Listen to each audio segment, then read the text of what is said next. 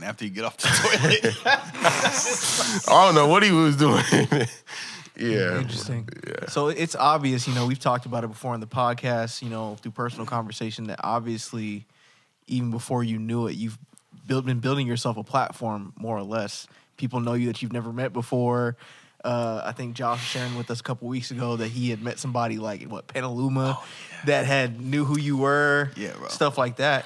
And so my thought process becomes, especially with you learning all these skills, with you kind of creating this platform, once you make it to the level that you want to make it at, what do you want your platform to stand for? When people see Jericho Johnson, who do you want them to see? What do you want them to see? Definitely want them to see God, because I would be nothing without God. One thing that definitely sticks out to me and makes me remember like who I am and where I come from is my testimony. My testimony is crazy. It's a great, beautiful, awesome reminder, and I'm just so glad. Because I literally want to point everything back to God. Because like I said, I remember just struggling. I remember dealing with the worst things. Like COVID was terrible for me. I'm watching my brother in his craft, becoming a barber, working on music and stuff, and my sisters on the worship team, Rayma doing art, selling art or whatever, and Wisdom learning how to play the piano. Meanwhile, I'm at home sitting on the couch playing Fortnite and eating food and just junk food and in the worst shape of my life and just waiting on football to start back up again. And I just, like I said, like I was saying before, I definitely thank God. Like everything just hit me out of nowhere, really.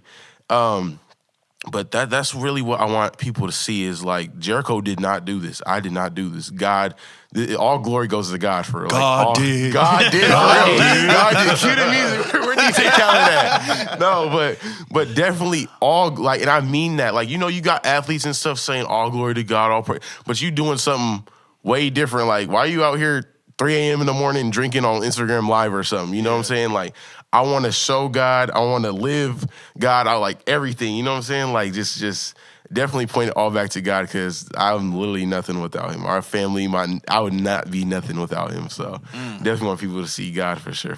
So yeah. And it's great too, because I do get the question like Jericho, how are you doing this? Boy, you got 9 offers. Boy, you going crazy right now. And it's bro, it's God. It's really, really God. God will open those doors for you. You just got to walk through them. And, man, God will give you everything, in the world, or everything you want. You just got to follow after him. Yeah. Chase after him. So I think staying faithful and being in my word and just, praying and stuff, I definitely think, it all came back to me, really. And I can't give no one else the glory, the thanks, the honor, but God, so. I will say this, man. I know it's almost like your life is chomping at the bit to wait for that draft day and wait to hear your name.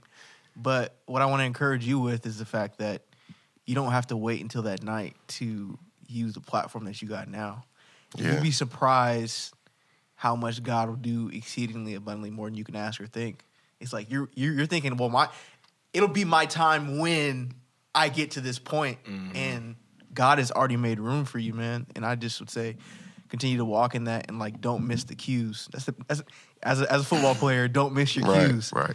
Not just only on the field, but spiritually and in those moments where God's putting you in front of great people. And seeing with that topic, you being in front of different people, you've gotten a chance to visit different colleges. Now I'm not going to put you on the spot and say what's your favorite, but what have been some of your more favorable things that you've experienced while going to these different colleges, visiting different coaches, stuff like that? I'll start off with my first one, Cal. Cal was really dope. I liked it because me and my dad and Jalen, we and Coach Haynes, we all just went, and there was like no other kids or nobody else there. It was just us and the coaches. So I think that player to coach moment, just like us, you know, was really dope and really had an impact on the experience. You know, him showing me around, him, you know, him showing us like all the top prospects that came from Cal and the facilities and the player practices and the player workouts and all that. So I think just it just being us like had a whole different, you know, experience on that. Next, we went to Oregon next, right? Mm-hmm. Yeah. Oregon SNL camp, man, that was crazy to me, crazy. And one of my dream colleges, it's always been Oregon, you know, because it's like all the uniforms it's just, I remember playing NCAA and always being the duck as the mascot and just playing or whatever. But going up there was crazy. I remember just excitement running through my body at the airport, ready to fly off to Eugene and just, you know, and I remember the night before we went to the airport, Coach T had sent me the schedule, and I'm looking through the schedule, boom, boom, boom, and all I see is camp. I'm like, camp? It's towards the end of July, and the season's about to start next month. Why am I seeing camp? Like, okay, we can do like a combine type thing, but I'm not going to be competing with players, am I? And I'm kind of thinking, I'm like, man, camp. So go up to, you know, the airport. We flying in. I'm like, I'm ready for this Oregon experience. I'm ready for Oregon. Like, this is Oregon, the Ducks. Nike, home of the Nike. So go there. The facility's bomb, crazy. Parking was crazy. The facility was... Bro, they call it the Bat Cave. The Bat Cave. It's black and yellow, and it's fire. And it looks like high-tech and all that. It's just dope. Bro, like, it's literally, like, so, like, kind of, like, just... nonchalantly off to the side that like you could drive past it and never know that that's what you drove past. But it's crazy. We almost drove past it. Yeah. But we get there and it's crazy. Just the walking into the lobby was so just crazy. And we get there. We're like a little late because landing and traffic and trying to figure out our car situation. We get there. And we have this dude, Spencer. He's our guide or whatever. And he's like, you guys are a little late to the tour, but it's all good. We'll get you caught up. We go to the tour, and he shows us this apartment complex, and it's just for the freshmen on scholarship for the football players. And I'm like, ooh, that's already fire. Like, you get apartments as a freshman on scholarship? I'm like, oh my gosh. We get there, the room's looking nice, everything looking cool. But we get there, and I'm like, why is there players here? Like, I'm thinking this is just for me. Or not just for me, but I wasn't expecting, like, you know, like nothing crazy. But there's, like, players and they moms and they dads there. And I'm like, oh, shoot. Like, I think this is what he meant by camp. Like, I'm going to be competing with these players. So that immediately changed my focus. The whole entire time I'm there, I'm looking over my shoulder. I'm looking at who's the tallest kid, the biggest kid. Like, who's my competition? Like, I'm looking. Like, sure, the campus and everything is nice and all that. But I'm looking like, ooh, that dude's like 6'5", 360. Like, what's his name? So I'm trying to get names, and I'm trying to go to Huddle to watch they film and stuff and get ready for this camp. Wow. So, but like, I'll talk about that later. But we go back to the campus, and they show us the track and field, which was dope. It was really cool. I really love track. So being a football player and doing track would be really dope. And I forgot, Eric Armstead did that, or... was it DeForest Buckner? One of them did that. One of them, both from Oregon. Both of them. Yeah, both from Oregon, but one of them like threw too. But that would just be amazing off rip to throw and play football. That'd be fire. But anyways, just looking at the camera because you never know who's watching. Track and football would be nice. Right. But start name dropping. Anyways, it was just so dope. Like, everything about it was dope. And then getting in the uniforms and everything, walking through the shoe complex they had of the Nike cleats and all of the beautiful Nike cleats they had. It was crazy. It was like some insane. It was insane. Like, they had a full-blown photo shoot. It was like crazy. Yeah. They had different like stations you can go to take pictures to. Stations that you could go, like crazy. 9 different sets that you could go take pictures at. Crazy. Oh. Yeah, it was crazy. The only one that he didn't make it to was the one with the lowrider. Yeah. It was crazy. But it was crazy. I forget, and Nike headquarters isn't that far away from the facility either. That's where like the players go and all that stuff, and it's just dope. But anyways, So that whole experience was dope. But here comes Saturday, camp day. In the whole morning, or that whole last night, I get back to the hotel, and I go to the lobby, and I'm just watching film. I got some of the players' names, and I'm looking up their film. Or I'm going on Twitter. I couldn't, look, bro, this is crazy. I couldn't even, find some of the players' names because all of them look serious and hard or whatever. So I'm like, all right, I'm going to let you do your own thing. You're here for the experience. I'm not trying to ruin that or nothing. So I go as far as to look on Twitter, and I'm scrolling through all the feed. I'm like, okay, who posted that they're going to be Oregon at this weekend? I'm over here, but that's how crazy it is, bro. I'm like, because you know that's big. Athletes will post like, hey, I'm going to be at this place this weekend. So I'm scrolling through. I'm on Google. I'm on Twitter. I got all these tabs open. Like, who's gonna be at Oregon this weekend? Yeah. I could only find 3 names, but that was cool. Whatever. Still got their film. Yeah. So I look up their film, watching their film. I'm like, dude, 4-star, 360, 6'7", crazy, bro. And I find out, Coach T told me, he was like, yeah, we invited all the top prospects from all over the country to come out to this camp. So I'm like, dang, so I'm playing dudes from Georgia, Florida, Iowa, Texas. I'm playing top dudes. This ain't Southern California. This ain't California. This is them big across the nation. Everywhere. Yeah. And they all ranked. So it's me and them. We all in the same boat together. Yeah. So I'm watching their film and everything. And mind you, I'm stressing, bro, because, I got my situation and everything going on. And I'm like, all right, we going to see. We going to see how this goes. Yeah. Just show out, do my best I can, and we going to see what happens. And mind you, Sunday, was it Sunday or Monday was Mom's birthday? It was Mom's birthday. That Sunday. That Sunday was my mom's birthday. So me and my dad went to go get something to eat, and he's like, what do you want to get your mom for her birthday? I was like, oh, shoot, hopefully this offer. And we both laughed or whatever, but I'm like, I hope I get this offer though, for real. This is Oregon. This is Oregon. This ain't just some regular school. Yeah. This is one of the top schools in the country we talking about. Yeah.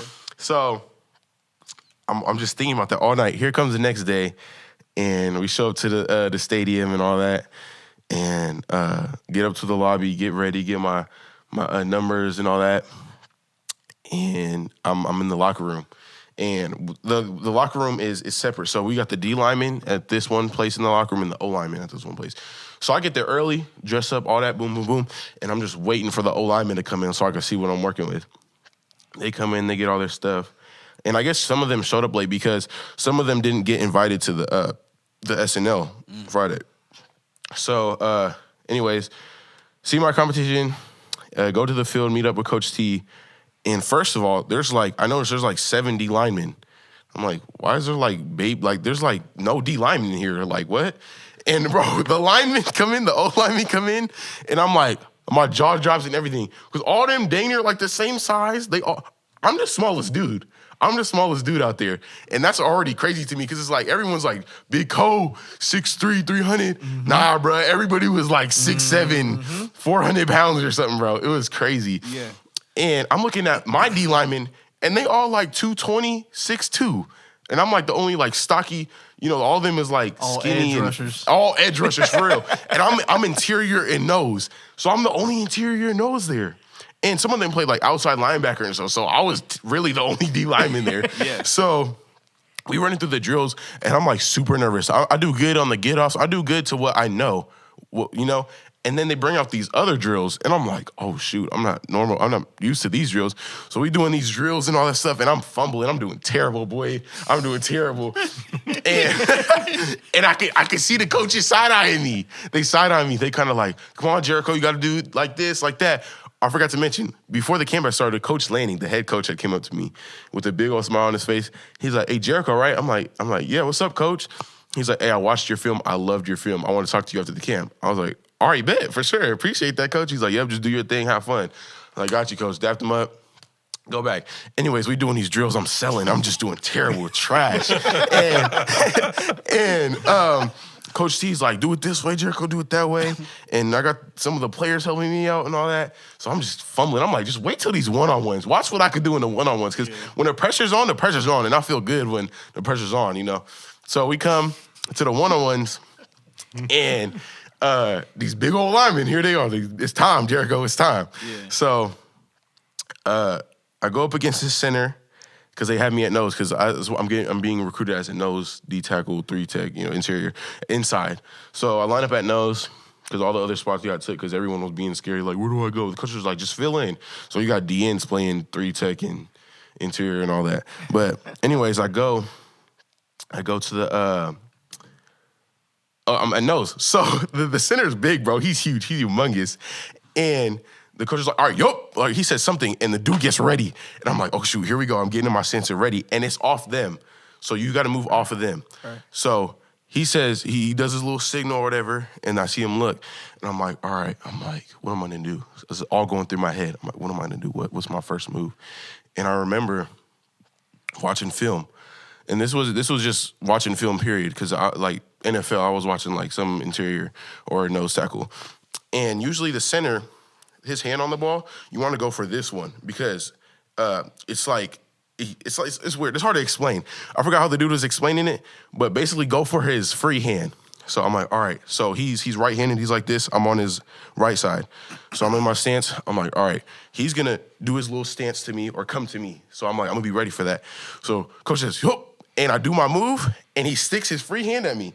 And I swipe it, and I get through. I won first rep. So I'm feeling good. I'm like, ooh, nerves is all out. I'm feeling good now. It's a wrap. Yeah. I got the coaches and the players going all crazy and stuff, and I'm feeling good.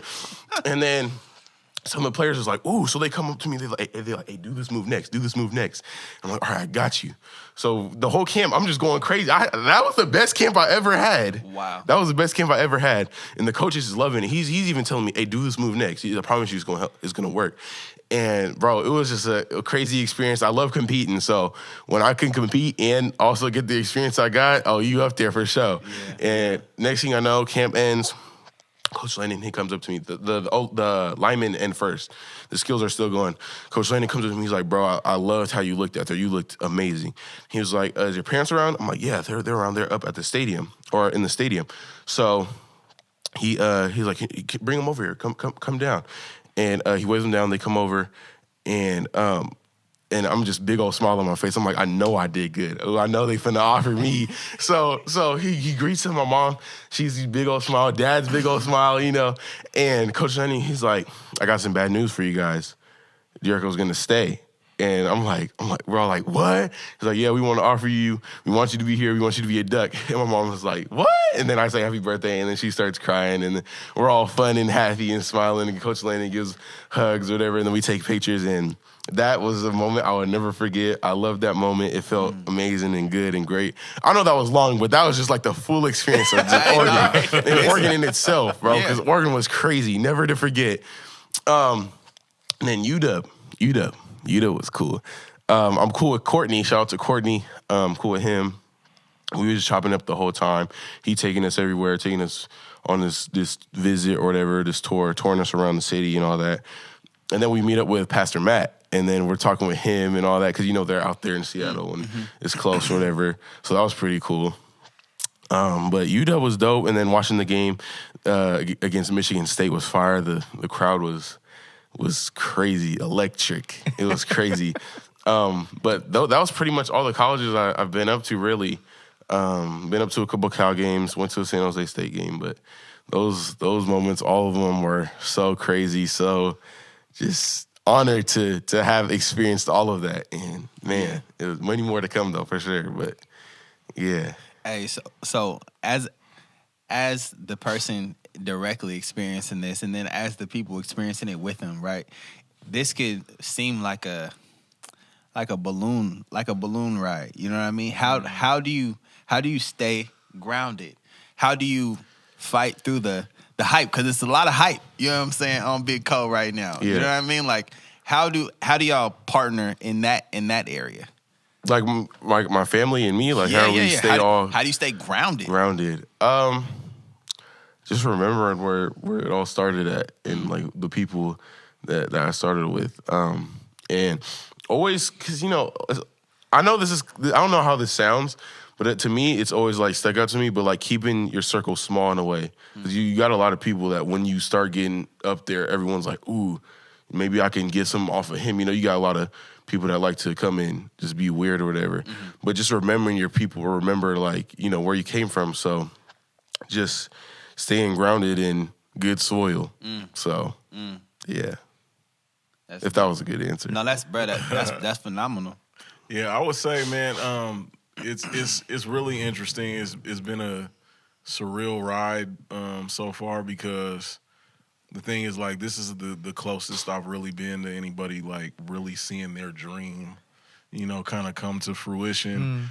And so, like, at this level, you know what I'm saying? Like, as far as, like, I've never been really into college ball, but now that college is looking at my son, now I'm like, I'm all ears and I'm paying attention. You know what I'm saying?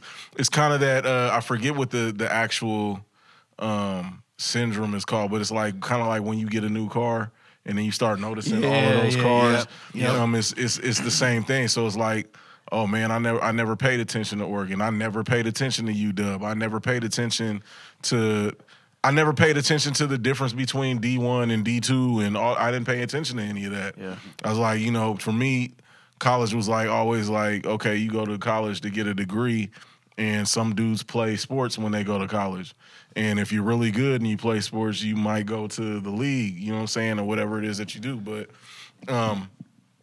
with this, it's just been like crazy because my mailbox stays full of like, correspondence from these schools and stuff like that.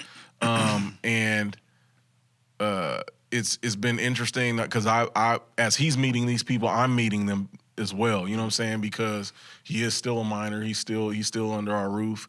And what I'm just finding is, like, ultimately, especially what we know from ministry, is that relationships are everything. Yeah. You know what I'm saying? And I think that's a huge thing. One of the things that really sticks out to me is especially on the fact that I'm a young adults pastor. And I know that young adulthood is a very crucial time for for a lot of young men, a lot of young women.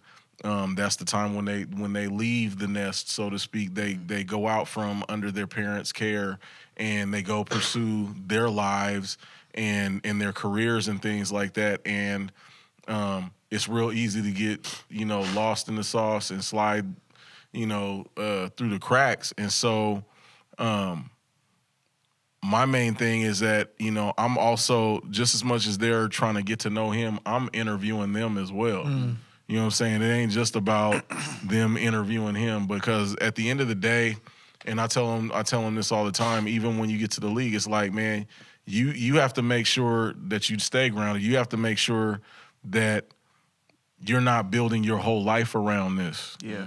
Right? This is not your life. You have a higher purpose than just, stacking up your stats and trying to see all these accolades that your purpose is higher than that. You know what I'm saying? And so just keeping that in mind.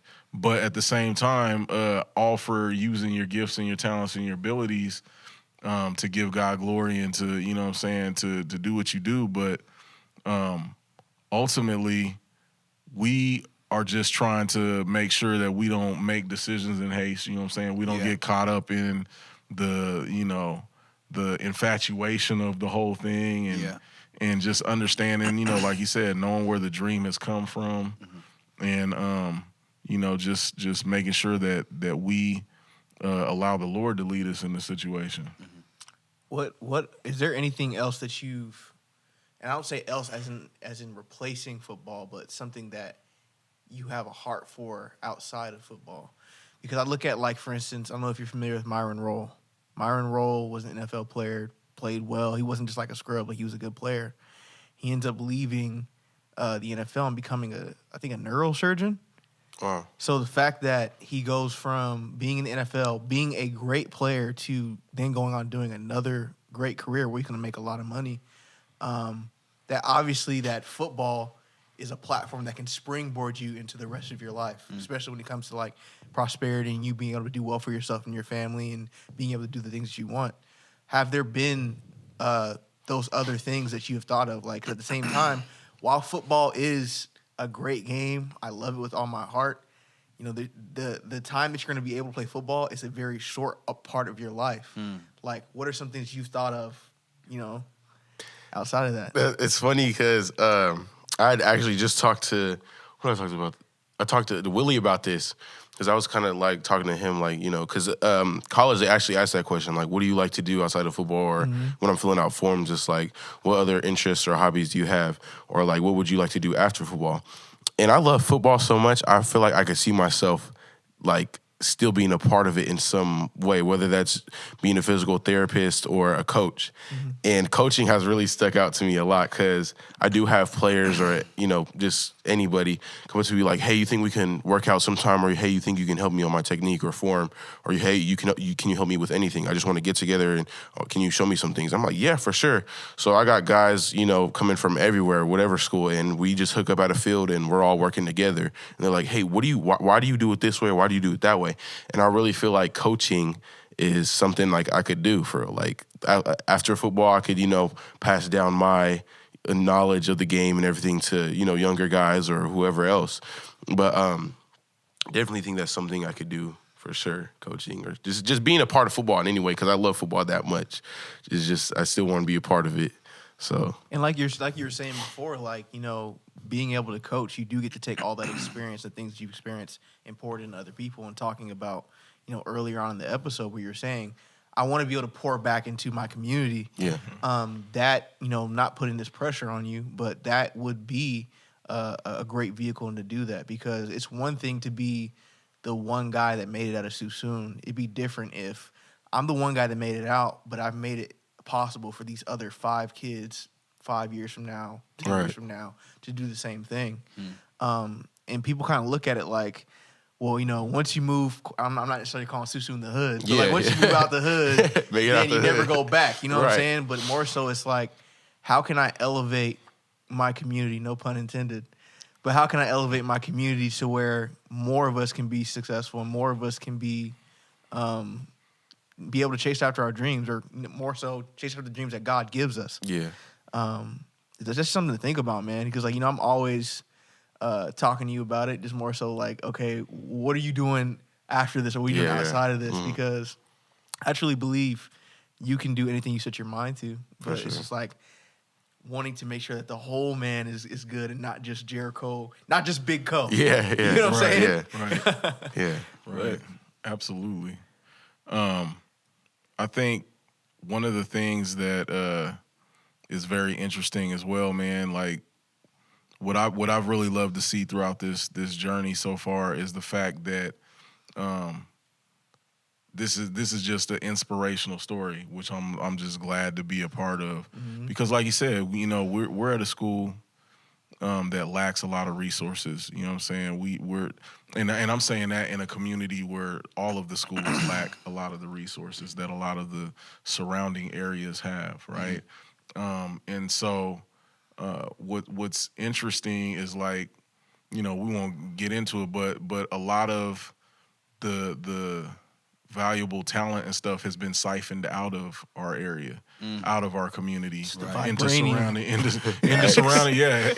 surrounding areas, and that's also had a huge impact on, you know, our programs and so on and so forth. But what's really dope about it is that, you know, when last year he almost went to a different school, you know, he and his sisters almost went to a different school, and we went about it the right way. We didn't do it underhandedly. We went about it because our main thing at the end of the day is integrity, right? And so because we believe, honestly, whatever it is that you do to get something, you're gonna have to do to keep it, Right. right? And so for us, it was like, man, if we go about this underhandedly, then we're gonna have to be underhanded to keep it. And so we're like, no, we're not even gonna bother. So we ended up going through the proper avenues and channels to try and make it happen. But we're like, ultimately, Lord, we're putting it in your hands. And the Lord didn't open that door. And we were like, okay, we're not going to go and try and shove it open. And so due to that, he ended up sitting out like half of the season last year and still managed to make it all league. Wow. Right? Still managed to make all league. The only football player in our school district to make all league. In all of Fairfield Suisun Unified School District. I told him at that point, because when he made the decision that, Dad, I don't want to wait out. I just need to play. I really want to play. I need to play. I was like, all right, so we're going to stay put. We're going to stay here. We're going to see it all the way through. We're going to stay here. We're not leaving. Mm-hmm. And sure enough, when we made that decision, it was like God started opening doors. He opened the doors, and I told Jericho, I said, man, look at what God has done with just a little bit that you had, just a little window of opportunity that you had of 5-6 games that you played, the half of the season that you played, and look at how you got honored. Because here it is, this is something, in order to make this team and to make that list, it has to be a decision of all of the coaches, right? So it was like, man, all these coaches in the area, in our general area, in our conference, see what it is that God has blessed you with. I said, but look, if all the coaches see that, I know there's players that see that, and I guarantee you, next season, because next season you're going to make that list. Mm-hmm. Next season, because you're only going to get better. Next season you're going to make that list. But watch there be like at least 2 or 3 more dudes from Fairfield Suisun Unified School District that make that list. And sure enough, that's what happened this year. That's what happened this season. Is he made the list. Not only did he make the list, but he made defensive lineman or lineman of the year, right? And several of other dudes' names popped up on that list from Fairfield Suisun Unified School District. Mm-hmm. And I'm like, man, your impact goes a lot far. Like, your wins are not just what your record reflects for your team. Your wins go deeper than that. Mm-hmm. And so it's just been really great to see that, because the thing is not only that, the accomplishment of that has been contagious and has spread and has impacted other players in the community, but also when he's getting these offers, seeing the community, like dudes from that are his rivals, that are rivals on the field, but they're friends off the field, and they're coming to congratulate him and to support him, and they're shouting him out on social media, and you know what I'm saying, just in him, seeing him come and celebrate their wins and their victories as well. It's just like, it does my heart a lot of joy being able to see that amongst the young people. You know what I'm saying? And it's huge, man. It's a big win for our community in general. Yeah. I think one of the things that definitely stands out to me about your family, this story, is like the character behind you, Jericho, the character behind y'all family. You feel me? I'm talking about all of y'all. Because, shoot, when we're called to be the salt of the earth, you know what I mean, or a city set upon a hill, or a light, like, when you're supposed to shine, you know what I mean? You don't put a lampshade on that. Yeah. Mm-hmm. And it's like, the fact that you can be getting all this honor, all this attention, and just turn and point and redirect it back to God, like, God can do a lot with that. He's gonna do a lot with that. And this is a story that's much greater than just like talent, but also character. Like, your pops weren't you telling us a couple episodes ago, like, a coach called to ask his coach about his character and who he was off the field? University of Miami. They called right before they made the offer to him. University of Miami called and spoke to his coach. They said, yeah, we see this kid on film, but tell us about it. And had like a whole character evaluation, a whole interview that they did just on what kind of person he is. Mm-hmm. That's what's going to separate you from the other 6'4", 300-pound kids, because better believe it, I mean, obviously you've experienced it at camp, but as far as physicality and skills go, there's going to be a bunch of Jerichos in the field, but what's going to separate you is going to be the work ethic, it's going to be the character, it's going to be those things. Mm-hmm. And it's like, I was sitting here thinking about, like with your story, thinking about Deion Sanders right now, right? They just went undefeated. Yeah. Having to make those tough decisions, people don't get it at first, but it eventually translates and people see the fruition of those hard decisions. Mm-hmm. And so I just feel like that parallel with that is just like, people might not see it, and people are starting to realize, like, come your senior year, everybody's going to be like, you think you have celebrity now? Senior year is going to be bananas. But it's just a matter of how you handle it and how you allow that same character you've been building this whole time to not, falter now that you've gone to another level? Mm-hmm. I feel like, man, what's funny is, and I was a huge fan of him when everybody talked trash about him, and that's LeVar Ball. I'm just telling you straight up, LeVar Ball. When I saw him on whatever interview, whatever platform that it was that he was on, and just the ridicule and like just the scowls that he'd get and everything, I actually was like, bro, that's what a dad is supposed to do.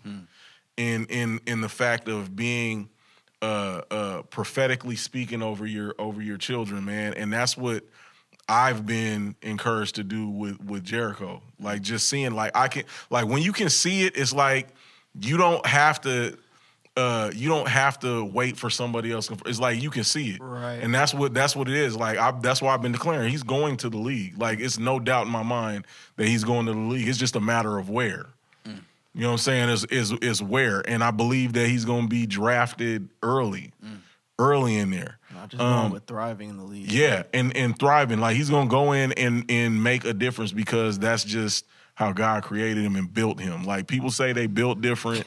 This dude is built different. Built different. Straight up.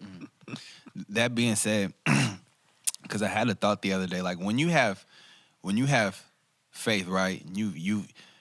You know that something is gonna happen, right? I feel like now you can start looking at the surrounding things around it. Like, okay, I know this is gonna happen, but what are the other things that I need to make sure I dial in right now so that when I get there, I'm good, right? So, for instance, like the other day I was thinking about the business, and I was like, okay, I know the business is gonna do well, right? So, what is something else I need to focus in on? Okay, my family time with my family. Because I don't want to get there and then not be close and connected to my family. My health, right? Because I don't want to get there and have this bag and now I'm in bad health and I can't even enjoy it. You know what I mean? What are some of those things for you that's like, okay, I know I need to hone in and focus on what? I definitely agree with what you said. Family, health. I definitely do want to stay. Church is important to me, and especially that's one of the things that actually stuck out to me about going to UW. If I do go to UW, is I'll be connected with our sister church, Faith and Victory. Yeah. So that would be really dope. But definitely staying connected to our church, because at the end of the day, my goal is to give back into the community, and I feel like the church is a big way I can do that. But definitely staying connected with my family, keeping up with my health, serving and pouring and giving at a church, being a part of a church. And I definitely think those are really the main three things that I need to be planted into, basically not blow up and just forget about everything when I make it. But staying planted and growing in those things are really going to be important to do and stick with. So. Fire. Yeah. Fire. Yeah. Big Co, everybody. Big Co. Big Give it Co, up for man. Big Co. Yes, indeed, man. Proud dad, man. Proud father. But yeah, man. So that's a good place for us to go ahead and end things. Shoot, man. We're right on the cusp of Thanksgiving, man. So I hope y'all have a awesome, safe holiday that you spend with your loved ones, man. That y'all break bread like Jesus said. You know what I'm saying? And y'all have a good time. Also, just so you know, Black Friday, I'm dropping a single. Man, I told y'all I was going to put something out before the year was over. So this is one of very many that are coming down the pipeline, man. So I'm dropping that good old SUISUN. That must make me guru. Black Friday. Young Guru on the mix, Guru. a.k.a. John Butcher Jr. Nah, man, yeah, dropping that. So make sure you guys check that out, man. It's going to be streaming everywhere Black Friday. SUISUN, Don the Baptist, you know what I'm saying? Also, man, making history, man, just a first. Me and Ivy are actually on the same showcase. We actually got a couple of engagements that we're doing the Saturday after Black Friday. Wow. So it's just crazy, man. Just things going on. Stuff's popping, man. It's getting real.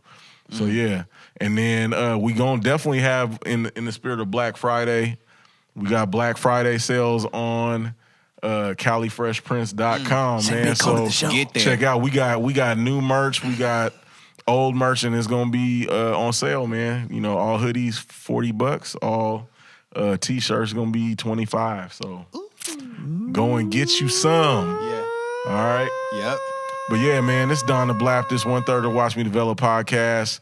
We just finished up with Big Co, John Butcher Jr. to my right, Stephen Joshua Bonds to my left, man. We thank y'all for rocking with us. We will see y'all next time. Until Develop then, or die. develop or die. Happy holidays. DOD.